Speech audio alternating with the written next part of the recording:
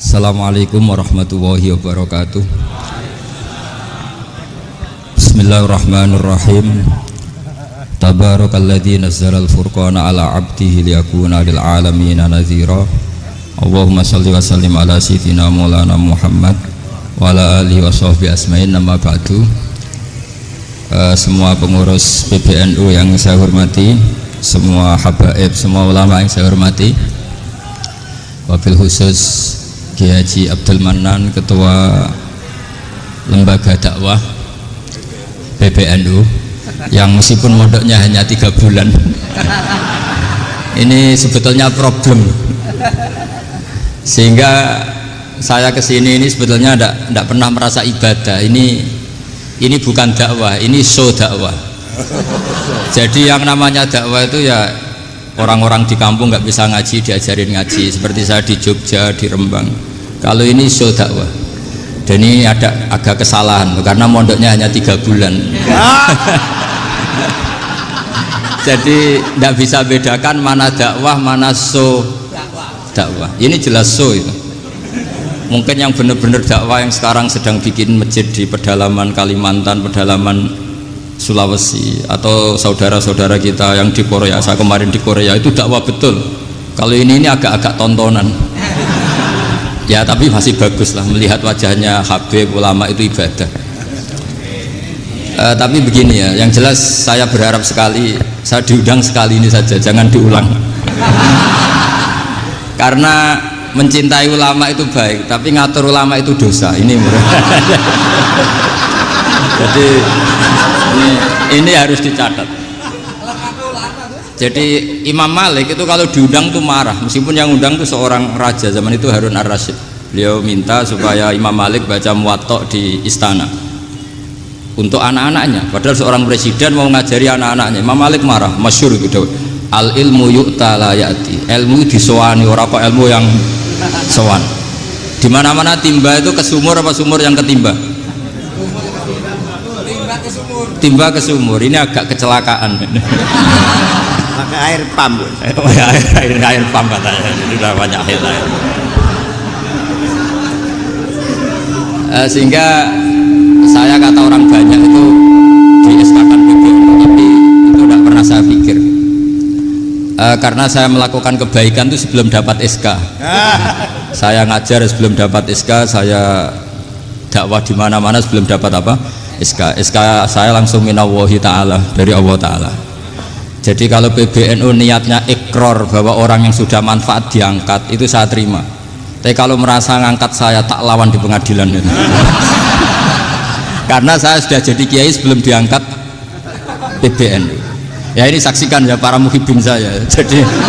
Jadi kalau SK itu ikrar, ngakui kalau Gus Bak manfaat, saya terima.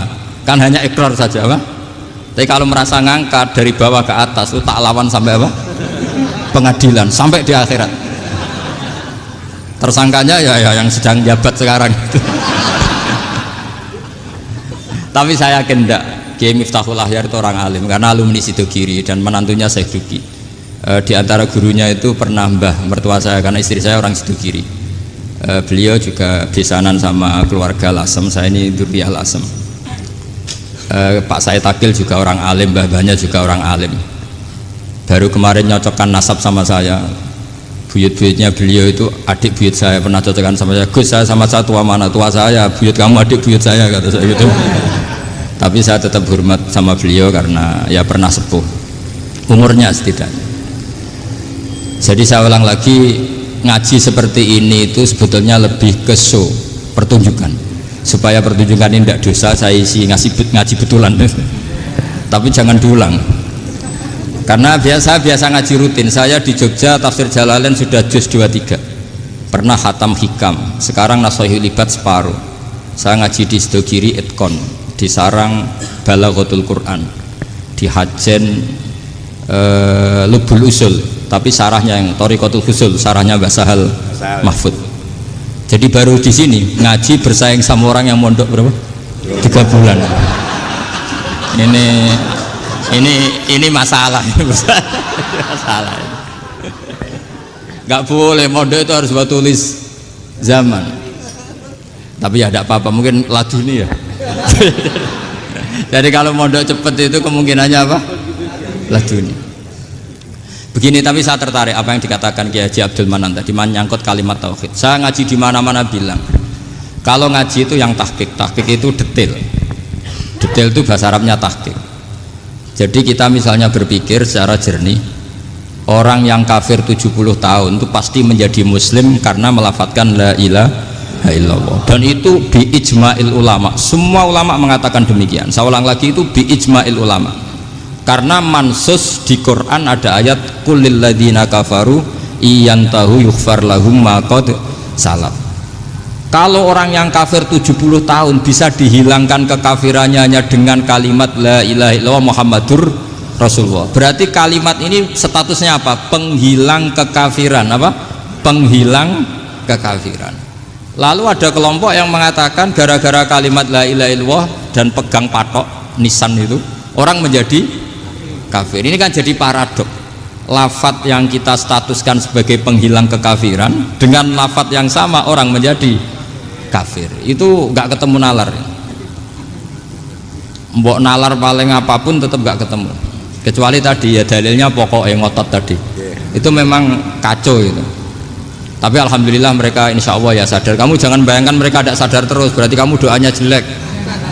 Bisa saja mereka sudah ingin sadar, berhubung digojlok ini terus nggak jadi sadar. Jadi jangan-jangan salah kita karena sering gojlok sehingga yang mau sadar jadi tidak apa? Nggak sadar. Saya tadi jam 10 sampai setengah 2 masih ngajar di pondok saya ngajar tafsir masih di Rembang sana saya. Terus saya ke Semarang Delalah Muyassar, ya mungkin agak-agak keramat, jadi tetap jam 3:4 saya bisa ketemu Habib Umar Hafid. Saya beberapa menit ya diskusi tentang manhaj beliau, dan kebetulan saya sering belajar kitab beliau sama alumni-alumni Darul Mustafa. Meskipun saya tidak pernah ke sana, tapi saya tahu betul madzhab beliau karena al-arwah junudun apa? Mujannada. Begini, saya sering dingendikani Mbah Mun, politik tidak jelas itu bagian dari kejelasan. Ini yang perlu dicatat. Jadi politik tidak jelas itu bagian dari apa? Kejelasan. Misalnya begini, siapa yang mengira Khalid bin Walid yang sangat musuhi Rasulullah, dia panglima orang kafir ketika ngalahkan Rasulullah di perang Uhud, akhirnya Khalid bin Walid masuk apa? Islam. Begitu juga Wahsy, qatilu ahabbin nasi ila Rasulillah, pembunuh Sayyid Hamzah, akhirnya juga masuk Islam. Begitu juga Abu Sufyan, dia pemimpin besar kafir Mekah ketika perang Badar, ketika perang Khandaq, akhirnya juga Islam dan menjadi mertua Rasulullah Shallallahu Alaihi Wasallam. Dari fakta ini kemudian banyak ulama alim yang ngambil sikap itu ya coro Jawa itu anggang-anggang. Anggang-anggang itu nggak tegas, tapi nggak tegas dari rumusan ilmu yang detail. Saya ulang lagi, nggak tegas tapi dari rumusan ilmu yang apa? Detail. Bisa saja orang yang sekarang kafir suatu saat mukmin atau muslim. Bisa saja yang sekarang sedang fasik suatu saat soleh. Bisa saja yang mondok 3 bulan rois PBNU. Sementara yang mondok lama kadang KRT. Tapi itu hanya hukum duniawi. Saya yakin yang KRT ini PBNU di akhirat. Karena mondoknya lebih apa? Lama. Itu tak jamin. Saya juga berencana memimpin itu di akhirat saja, bukan di dunia. Makanya saya mohon SK itu berakhir muktamar mendatang. Karena saya sudah kiai sebelum diangkat. Makanya saya ulang-ulang, kalau pengangkatan itu niatnya ikrar, saya terima. Tapi kalau niatnya ngangkat, tak gugat di pengadilan. Ini tidak guyon, ini betulan itu. Ya, tapi ini hanya guyon saja. Nah, ini penting saya utarakan teori ngaji ya. Ini saya bacakan naskah asli Sayyid Umar Hafid supaya Anda dapat barokah beliau. Karena beliau selain alim allamah, muridnya Habib Salim, juga beliau pernah ngaji kutub Sayyid Abdul Qadir Segaf di Jeddah. Juga beliau sering istifadah di beberapa kiai. Ini saya baca teks Arabnya kemudian saya terjemah. Bagi yang tidak setuju pemaknanya bisa gugat, karena saya baca Arabnya. Yang nggak setuju pemaknanya bisa gugat, tapi tak jamin kalah karena saya paham betul teksnya maknanya seperti itu. Logikanya tadi ya, ketika Rasulullah ngambil sikap tegas kepada Qatilu Hamzah yaitu Wahsy, dan ketika Rasulullah ngambil sikap tegas pada orang-orang yang mengalahkan beliau di perang Uhud, kaifa yuflihu qaumun fa'alu bi anbiya'ihim hakadha, bagaimana mereka jadi orang benar atau orang yang dapat kebahagiaan kalau mereka perlakuannya seperti Nabi seperti ini, yaitu Nabi sujja wajhuh masyhur wa kusirat ruba, yaitu Nabi itu wajahnya terluka, gigi serinya tanggal. Orang-orang seperti ini tuh nggak akan bejo kalau orang Jawa, nggak akan falah. Tapi apa yang terjadi? Allah menurunkan ayat laisa laka minal amri syai'un aw yatuba 'alaihim aw yu'adzibahum.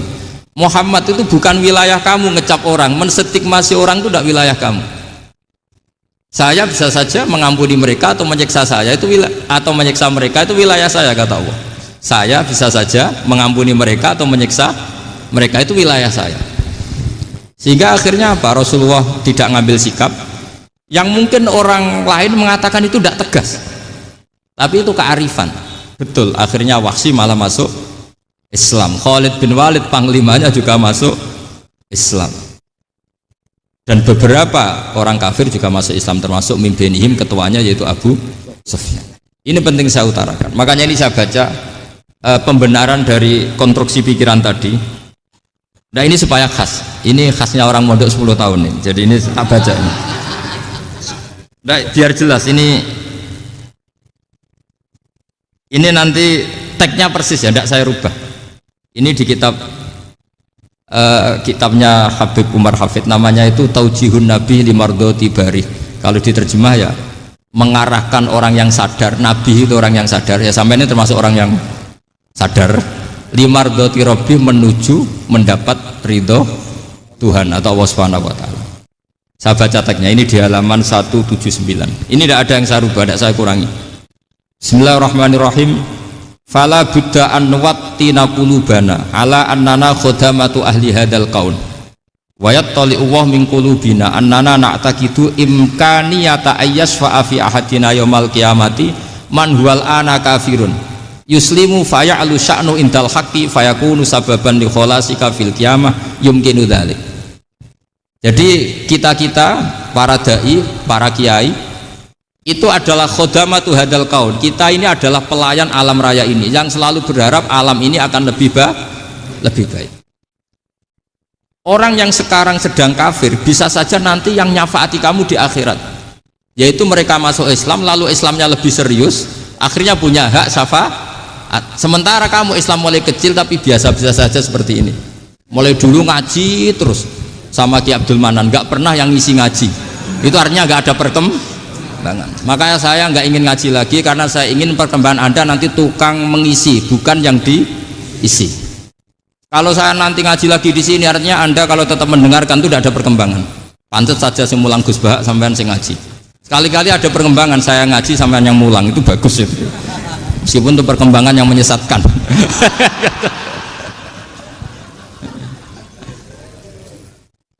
Ini penting saya utarakan. Ini dawuhnya Said Umar ya. Orang yang sekarang sedang kafir bisa saja orang ini nanti nyafaati kamu, yaitu beliau orang ini Islam, kemudian Islamnya serius, maka punya hak syafaat. Sementara kamu Islamnya biasa-biasa saja. Itu masyhur kayak Sayyidina Umar.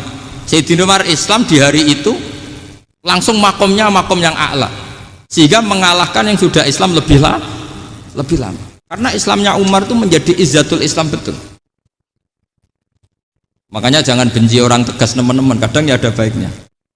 Abu Bakar itu sudah Islam tapi layinal janib, orangnya santun. Kalau dipisoi orang yang menengahi lah, kira-kira seperti itu.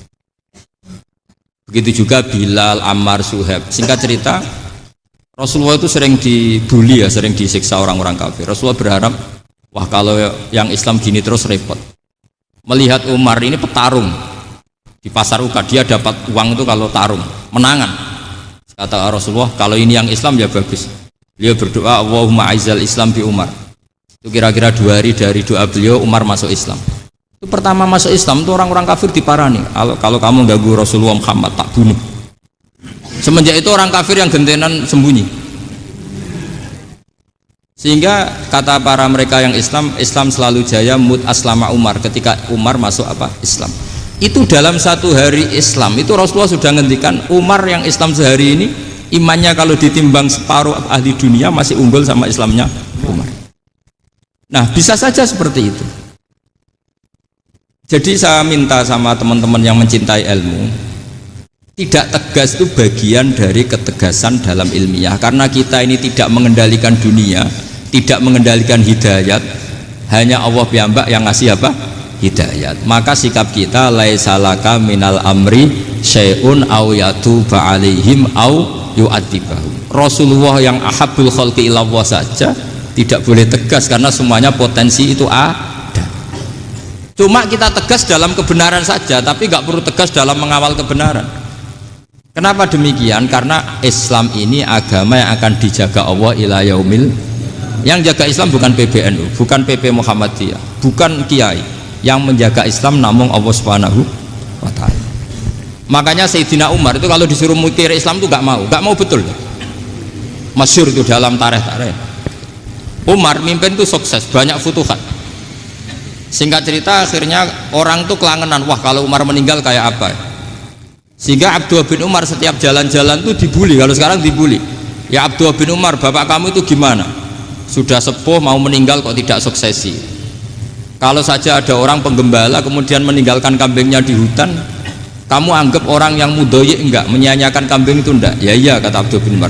Apalagi amru hadil umat ini mau ditinggal gelanggang, nanti suatu saat Umar meninggal. Mbok yo suksesi supaya jelas. Logika itu diaturkan ke Umar radhiyallahu anhu, ke Sayyidina Umar.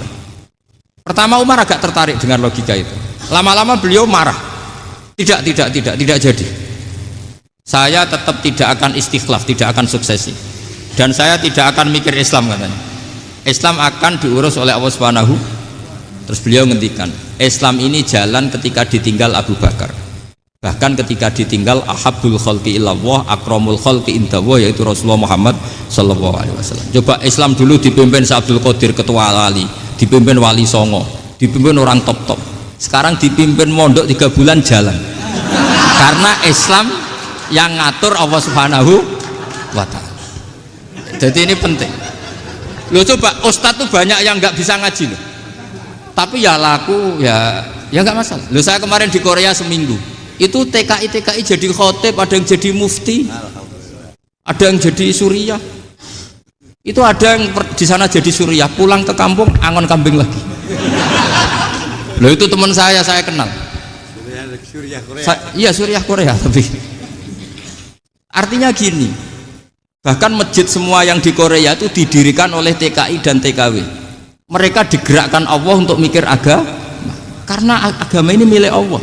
TKI saja mikir. Makanya ini penting, yo dakwah tapi tauhidnya sing kenceng, jangan dakwah kenceng tauhidnya kendor. Itu bahaya betul. Saya ulang lagi ya, ini dawuh Habib Umar. Jadi kata beliau, fala budda an wattina kulubana, kita harus yakin seyakin-yakinnya bahwa semua kemungkinan itu mungkin. Makanya masyhur dalam tarikh ketika kafir Quraisy mau disiksa oleh para malaikat karena mereka sering menyakiti Nabi, kata Nabi gimana? Jangan. Saya berharap kalau bapaknya tidak mukmin, suatu saat anaknya mukmin. Masyhur dalam tarikh. Musuh Nabi besar siapa? Walid bin Mughirah. Punya anak Khalid bin Walid. Abu Lahab punya anak Darrah, itu mukminah yang baik. Abu Jahal punya anak Ikrimah, itu mukmin yang baik. Di Indonesia lebih hebat lagi. Bapaknya ra iso maca Quran, anaknya hafid. Bapaknya utun ratamat SD, anaknya jadi dekan. Di Indonesia banyak orang nggak siapa-siapa, anaknya jadi presiden, anaknya jadi menteri. Artinya jangan karena bapaknya kafir kamu nganggap anak turunnya pasti selalu kafir. Teori itu sudah salah zaman Rasulullah. Yaitu Walid akhirnya punya anak Khalid, Abu Lahab punya anak Darrah, terus siapa? Abu Jahal punya anak siapa? Ini penting saya utarakan karena dakwah kalau terlalu semangat nanti kalau menghilangkan tauhid bahaya. Tetap innal huda. Uni Soviet kayak apa? Mengkooptasi negara-negara sekelilingnya sampai jadi Zuni. Tapi apa yang terjadi? Uni Soviet yang runtuh, persemakmurannya semua rata-rata jadi negara apa?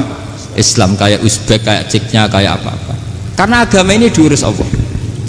Sehingga kalau tapi kamu ngitmai agama nggak apa-apa. Makanya istilahnya Habib Umar khodamah itu pelayan, nggak apa-apa. Kita ngitmai agama itu nggak apa-apa. Dengan ngitmai terus mikir nggak apa-apa.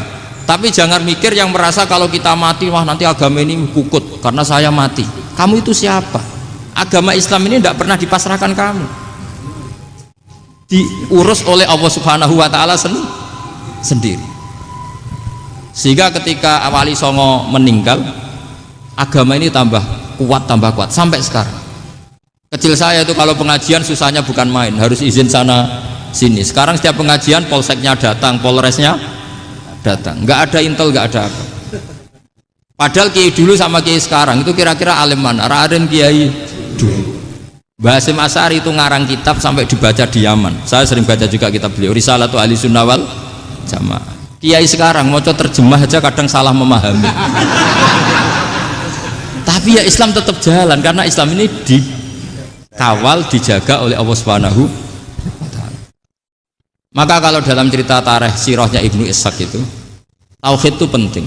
Beliau cerita begini, Sayyid Abdullah itu namanya Abdullah bin Abdul Muthalib. Kita tahu kenangannya Rasulullah terbanyak itu bukan dengan Sayyid Abdullah tapi dengan Sayyid Abdul Muthalib, dengan mbahnya. Karena Nabi itu mulai kecil dirawat oleh siapa? Mbahnya. Yaitu yang disebut Nabi ketika 2 bulan kan abahnya sudah meninggal.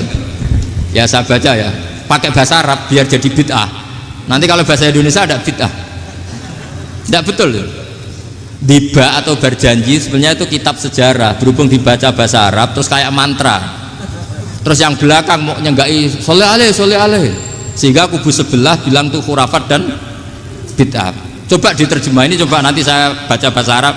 Walamma tamma min hamli syahroni ala masyuril aqwalil marwiyatu fiya bil madinati abuhu Abdullah wa kana qad istaza bi akhwalihi bani adi minat taifatin najariyah wa makatha syahron saqiman yu'anu nasukmahu wasakwa. Terus di pojok sana bilang soleh aleh, pasti kubu sebelah yang liwat, wah itu khurafat bid'ah karena dianggap mantra.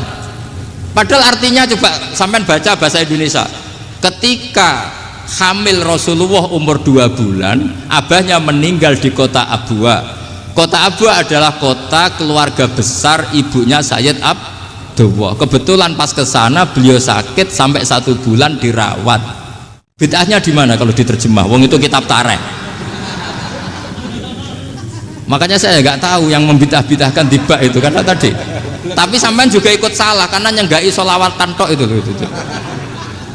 Jadi makanya saya bilang tadi kalau bahasa Arab bid'ah, kalau sudah terjemah bid'ah karena kelihatan kalau itu hanya kitab tarikh.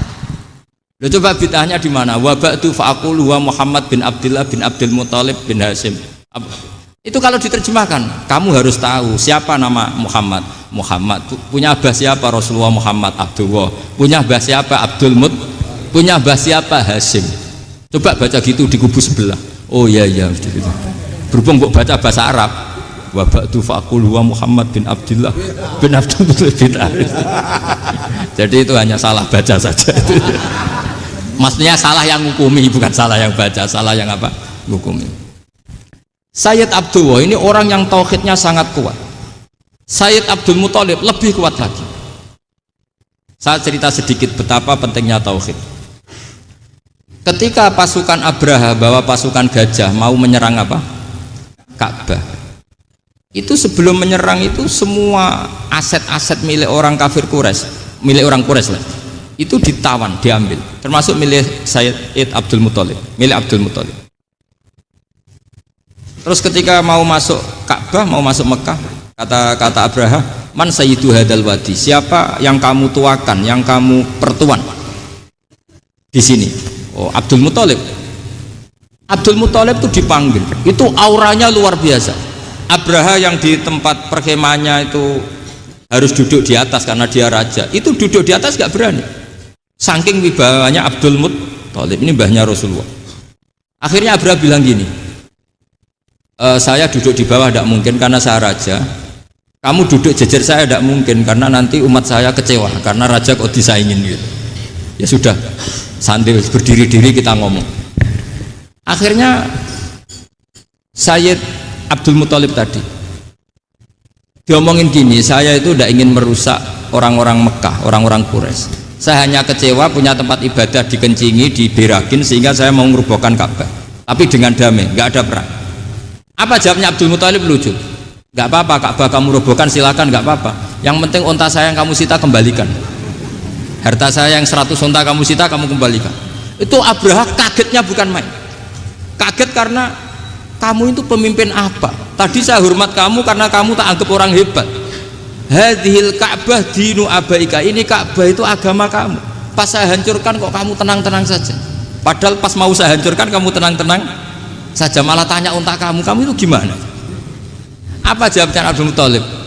Inna lihadal baiti robban hamahu. Sebab Ka'bah itu ada yang punya dan pasti akan melindungi Ka'bah. Tapi kalau unta itu milik saya, ini urusan saya, ini unta. Jadi inna lihadal baiti robban hamahu itu tidak milik saya, itu ada yang punya. Ya sudah, biar yang punya aja yang jaga, itu tidak urusan saya. Akhirnya unta dikembalikan, aman deh, untung double.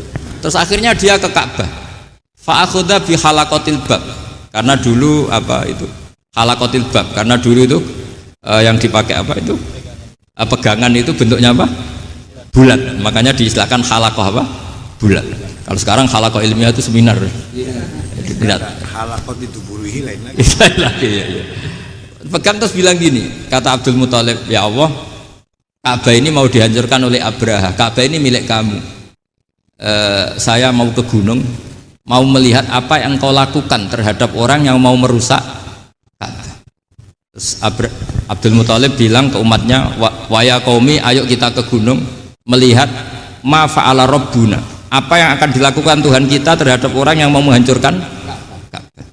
Jadi santai saja, santai. Terus Abdul Muthalib naik gunung sama orang-orang Quraisy. Abraha datang mau merusak Ka'bah, terus terjadi alam taro kaifa fa'ala rabbuka bi ashabil fil. Itu melihat, dan betul Ka'bah dijaga Allah.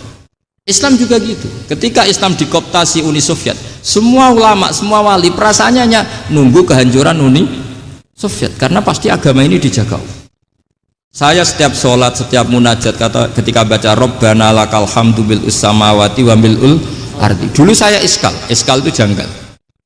Ya Allah, engkau zat yang layak dipuji, yang pujian itu memenuhi langit dan bumi. Pikiran saya kalau bumi ateis itu mujinya kayak apa? Tapi masya Allah, ketika saya datang di Korea, bumi ateis, ternyata di sana banyak masjid, banyak tasbih, bahkan ada sakduna di sana.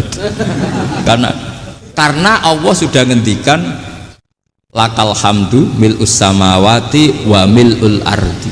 Dan sekarang nyata, semua bumi ateis, bumi apa saja, ada tasbihnya, ada tahmidnya. Makanya sadaqallahul adzim ketika ngendikan sanurihim ayatina fil afaq walladzi arsala rasulahu bil huda dinil haqqi liyuzhirahu 'alad dini kulli. Makanya saya mohon sekali bahwa agama ini harus kamu khidmah, tapi enggak boleh kamu pikir, atau dibaliklah, khidmah maka memikir, tapi tidak usah GR bahwa agama ini diserahkan sampean. Saya juga agak ridho, agama kok diurus orang-orang kayak gini, kayak apa nasibnya. Jadi ini penting, karena rata-rata kiai alim itu tidak jelas, terus oleh orang-orang yang nggak pernah ngaji itu, wah ini nggak jelas, nggak tegas. Islam itu harus tegas. Maksudnya tegas itu kayak apa? Tegas itu di wilayah kita. Kalau istri kamu mau diperkosa orang itu boleh tegas, itu wilayah kamu. Tapi kalau hidayat itu wilayahnya Allah Subhanahu wa Ta'ala, kita tidak pernah tahu. Bahkan yang sudah Islam saja, nyuwun sewu, itu nggak ada jaminan mati husnul khotimah. Kita tahu dalam sejarah Sa'labah itu dapat gelar hamamatul masjid, merpatinya masjid. Tapi kita tahu akhirnya Sa'labah itu apa? Su'ul khotimah. Sampai dalam Islam selalu diajarkan ya muqallibal qulub tsabbit qalbi ala dinik. Jadi kalau kita sendiri saja masih ingin selalu husnul khotimah, agak ada ruang untuk mudah menvonis orang lain. Makanya saya salut sekali ketika Habib Umar menulis kita semua ini mengkhidmai hadal kaun, dan selalu berharap bisa saja suatu saat orang yang sedang kafir bisa saja suatu saat muslim. Nah soal kalau yang sama yang harbi menyerang kita ya tarung. Kalau artinya kalau yang merangi kita ya kita wajib perang, kalau enggak ya habis kita. Seperti kita lakukan ketika diserang Belanda.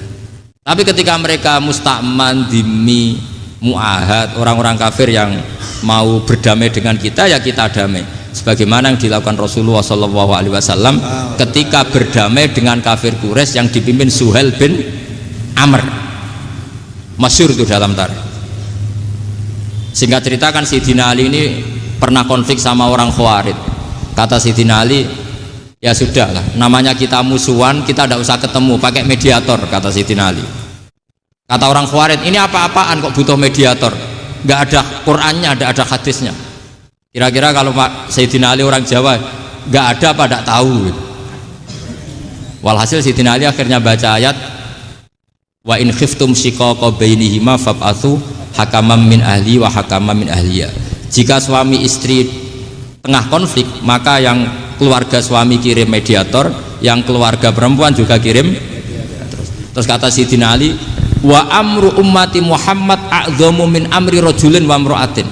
Kalau suami istri saja ketika konflik butuh mediator, apalagi ini kelompok besar, pasti lebih butuh mediator.